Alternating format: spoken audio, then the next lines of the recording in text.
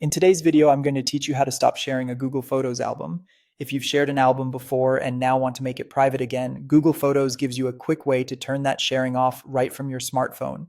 This is useful if you no longer want other people to access the album, or if you simply want more control over who can view your photos. To begin, open the Google Photos app on your smartphone.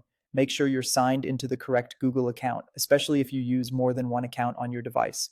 Once the app is open, you'll be on the main screen where your photos and recent memories are displayed.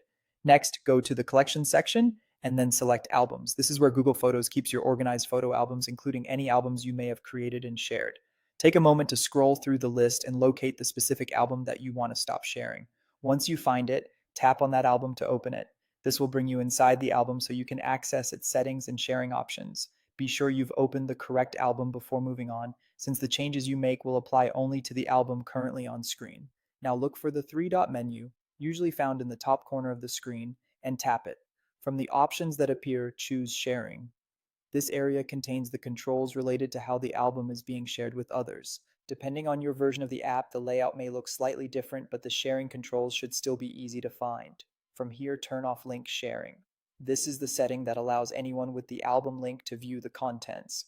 Once you switch it off, the shared link will no longer provide access to the album. That means people who previously had the link won't be able to keep opening the album through that shared URL. And that's it. You've successfully stopped sharing your Google Photos album by disabling link sharing.